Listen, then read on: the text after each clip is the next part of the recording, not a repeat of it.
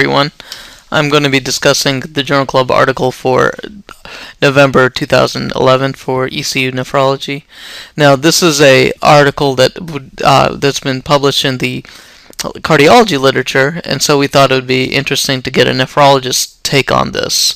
So the article we're going to be talking about is short-term high-dose atorvastatin pretreatment to prevent contrast-induced nephropathy in patients with acute coronary syndromes undergoing percutaneous coronary intervention from the ARMYDA-CIN trial, which stands for the atorvastatin for reduction of myocardial damage during angioplasty and contrast-induced nephropathy trial.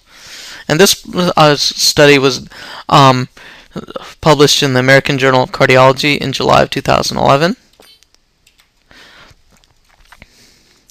So, to talk about it, contrast-induced nephropathy is an inflammatory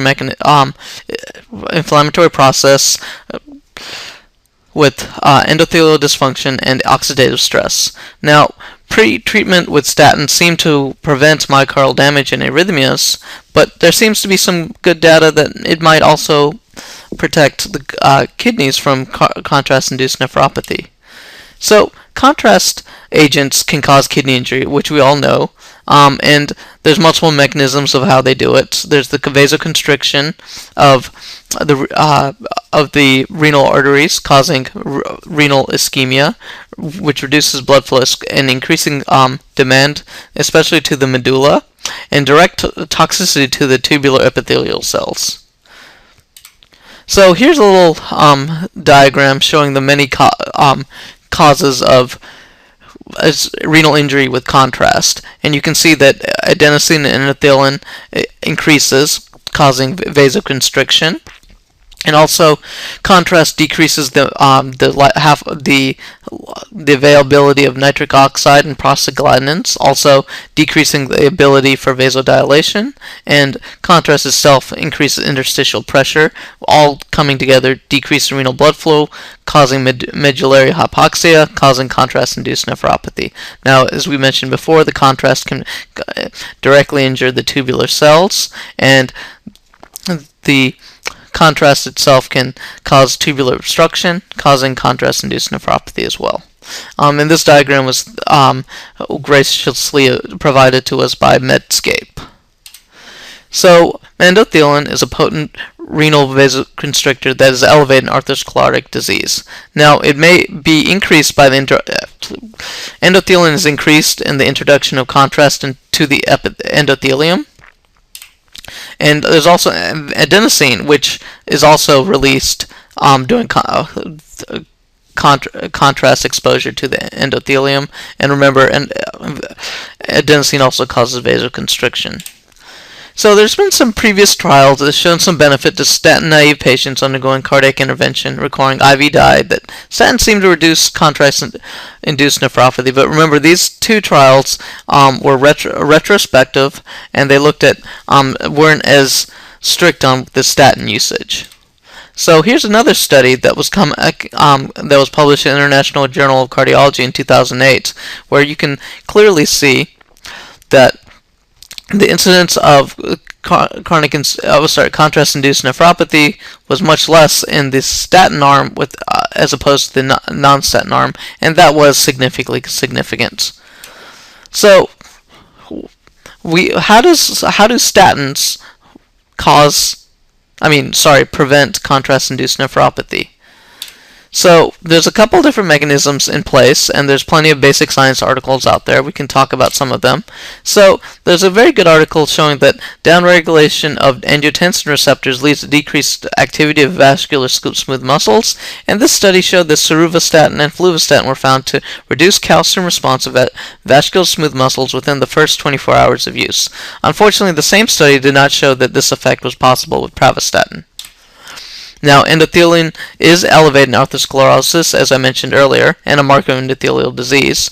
Nitric oxide helps metabolize endothelin, and atorvastatin and simvastatin have both been shown to block the mechanisms behind endothelin release and increase nitric oxide bioavailability within the first 24 hours. And we've also seen that atorvastatin stops some of the endothelial adhesion molecules within the first week of treatment. So these are all, and here's a final study that was done in rabbit showing low-dose fluvastatin seems to reduce the oxidative damage to the kidney tubules. And simvastatin has also been shown to reduce complement-mediated vascular endothelial injury. So all these basic science studies seem to show that we have a lot of pleomorphic effect of statins that are different from their lipid-lowering effects, which is more of a long-term thing. So the trial we're talking about today, as I said, is the ARMYDA-CIN trial, designed to test a randomized protocol with the hypothesis of whether a short-term pre-treatment with high-dose statins decreases the incidence of contrast-induced nephropathy in patients undergoing percutaneous cardiac interventions. So informed consent was taken from all patients. IRBs of all the institutions involved were approved during the studies, and no external sources of funding was allowed. So 2 centers were done, both in Italy, the University of Rome Biomedical Campus and Vito Fazzi Hospital in Lecce, Italy. All patients were statin naive, and all patients had acute coronary syndrome described as either an non-ST elevation MI or unstable angina. Now here's the algorithm for inclusion into this trial. So they started off with the screening over 1,300 patients with non-ST elevation or acute coronary syndrome that required early coronary angiography. Now 801 were already on statins and were taken out. 92 of them required emergent angiography within the first 24 hours. First 48 hours, so they were removed from the study. Ejection fraction. The people with ejection fractions that were lower than 30% were removed from the study.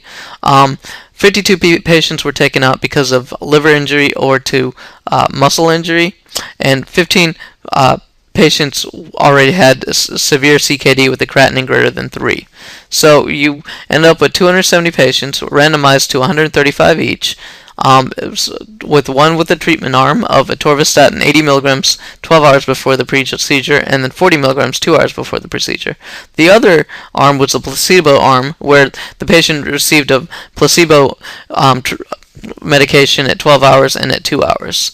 Then the patients underwent coronary angiography, and of those, 29 of the patients were removed because they did not receive IV contrast. One, they needed medical therapy, or they needed bypass surgery. And of those, 13 needed medical therapy, and 16 went for cabbage. So you ended up in the treatment arm of 120, and the placebo arm 121.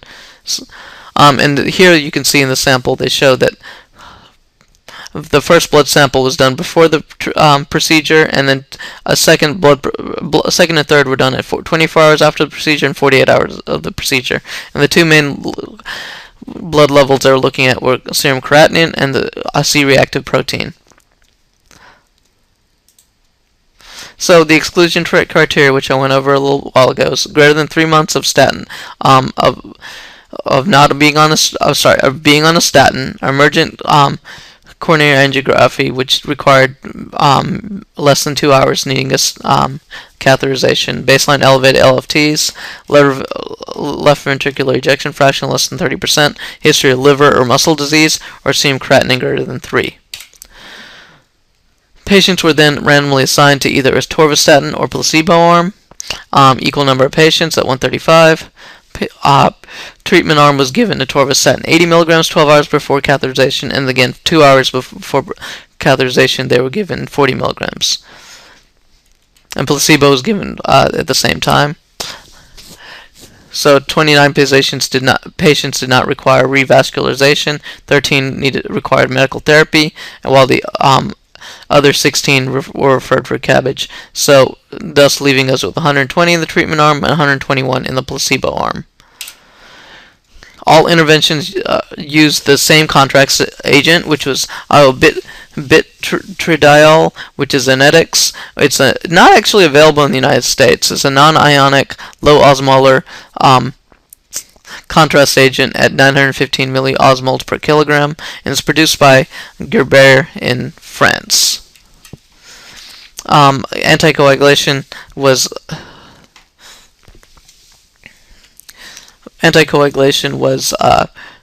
standardized as per cardiology and their acute coronary syndrome protocol. Blood samples of serum chemistries and C-reactive protein were done before the procedure in 24 hours and 48 hours behind the procedure. Using the creatinine clearance was calculated using the Cockcroft-Gault. And for the study, the peak post-procedure creatinine was used. So if the 24-hour creatinine was higher than the 48, that was used, or if the 48 was higher than the 24, then that was used. So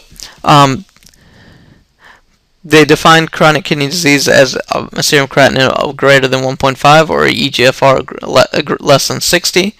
All patients in this arm were given IV hydration of normal saline at 1 cc per kilogram per hour for 12 hours before the procedure and 24 hours after the procedure.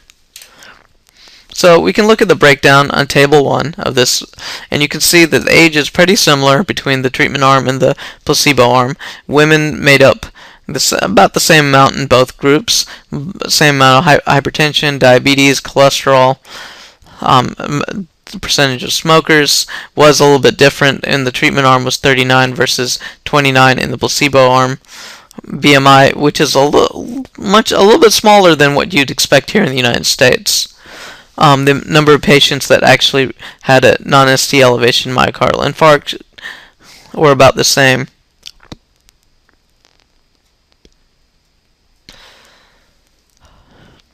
And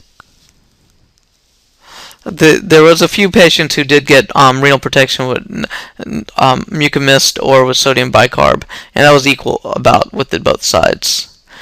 Now, looking at the characteristics of the procedures, it looked like a few more had multivessel disease on the placebo arm than the atorvastatin arm, but that seemed to not be significant. And you can see the distribution. It does not seem like there was much difference.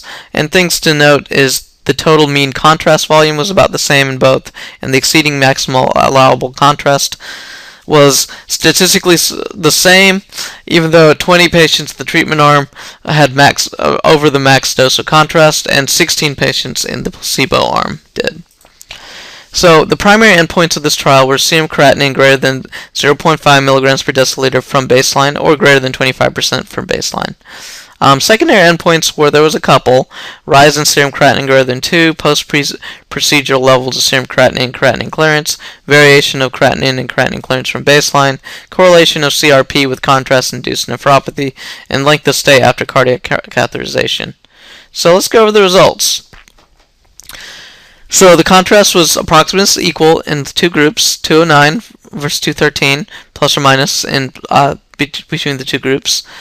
But in the number of patients that received the maximum amount of contrast was more in the treatment arm, but not statistically significant, as I mentioned before. So the incidence of contrast-induced nephropathy was 6 out of 120 in the treatment arm, while it was 16 out of 121 in the placebo arm. And one of the patients that had CIN in the placebo arm required ultrafiltration for the acute kidney injury. So we can see that the post-procedure levels of creatinine was less in the treatment arm than the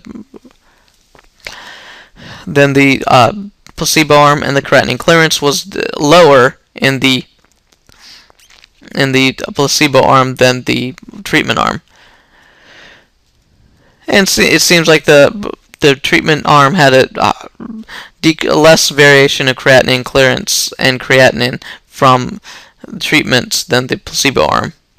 So the patients who got contrast-induced nephropathy had a larger load of contrast, and you can see that in this slide.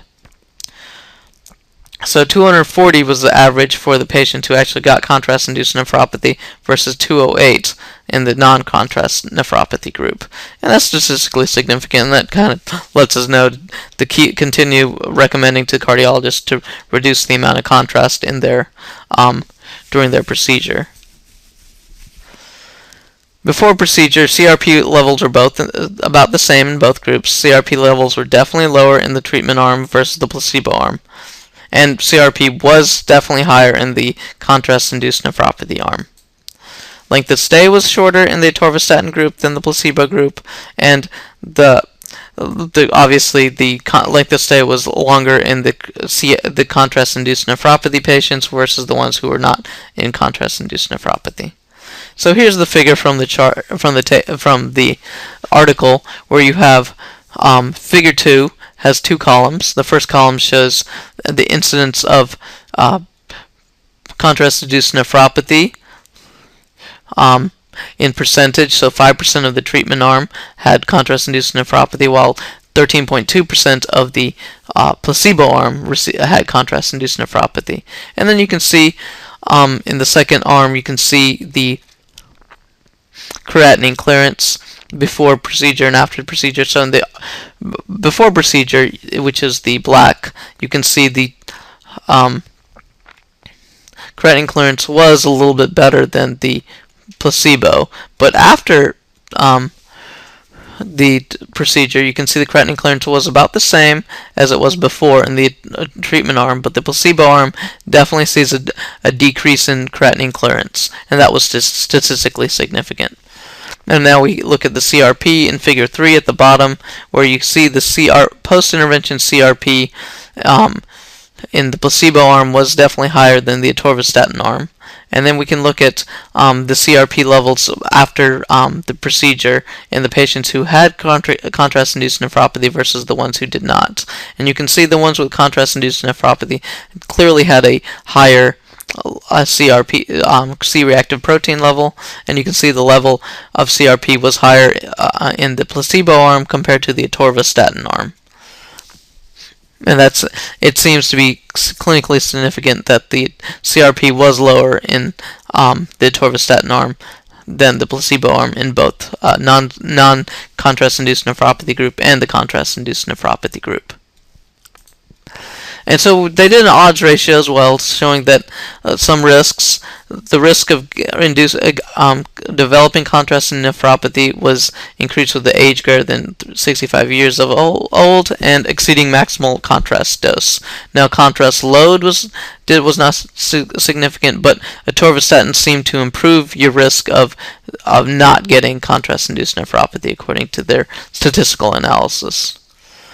So, in conclusion, we can see from this trial, we can say that this trial showed that the patients they studied, the patient with normal creatinine and those with mild chronic kidney disease, meaning a baseline creatinine less than 3,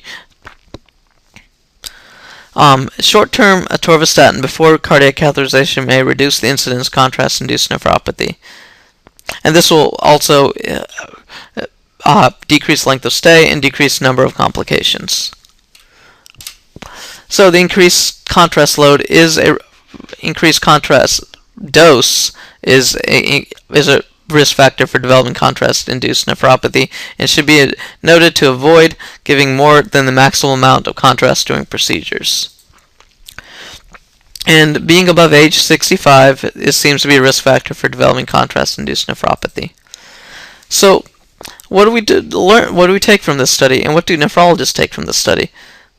So, what about those patients with advanced CKD? Is this more beneficial than Europeans, especially Italians, than North Americans? Excuse me. How many of the patients had underlying CKD but normal serum creatinine?